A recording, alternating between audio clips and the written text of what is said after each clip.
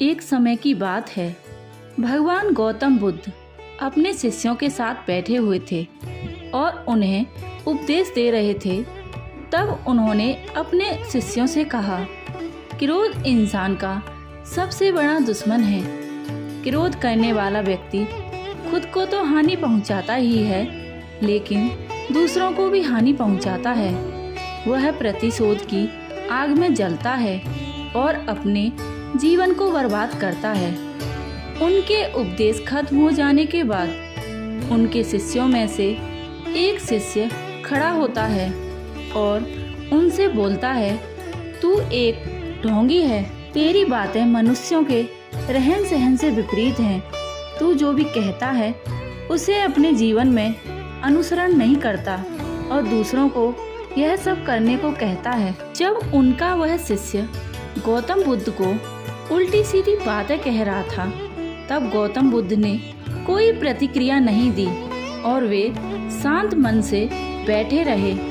लेकिन ऐसे में वह व्यक्ति और भी ज्यादा गुस्सा हो गया और गुस्से में आकर उसने गौतम बुद्ध के मुंह पर थूक दिया। इसके बाद भी महात्मा गौतम बुद्ध को गुस्सा नहीं आया और वे शांत रहे। उन्होंने अपने चेहरे से थूक को साफ किया और चुपचाप बैठे रहे।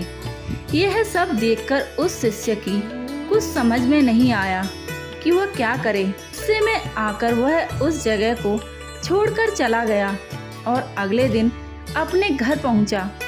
जैसे ही वह अपने घर पहुंचा, तब तक उसका दिमाग शांत हो चुका था।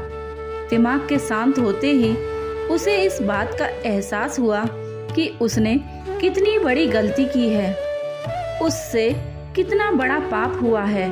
वह खुद को मन ही मन कहने लगा, यह मैंने क्या कर दिया। मैंने महात्मा बुद्ध का इतना बड़ा अपमान किया है। ऐसा पाप मैं कैसे कर सकता हूँ। मैंने बहुत बड़ी गलती कर दी है। मुझे जाकर उनसे क्षमा याचना करनी चाहिए। यह कहकर वह तुरंत ही गौतम बुद्ध के पास चला गया, लेकिन गौतम बुद्ध उस स्थान पर नहीं थे। ऐसे में वह शिष्य जगह जगह भटककर उन्हें खोजने लगा। जैसे ही उसे महात्मा बुद्ध मिले तो वह उनके पैरों में गिर गया और उनसे कहने लगा, मुझे माफ कर दीजिए। मुझसे बड़ी गलती हुई है। मैंने आपका अपमान किया है। मैंने यह बहुत बड़ा पाप किया है। यह देखकर गौतम बुद्ध ने कहा, शांत हो जाओ।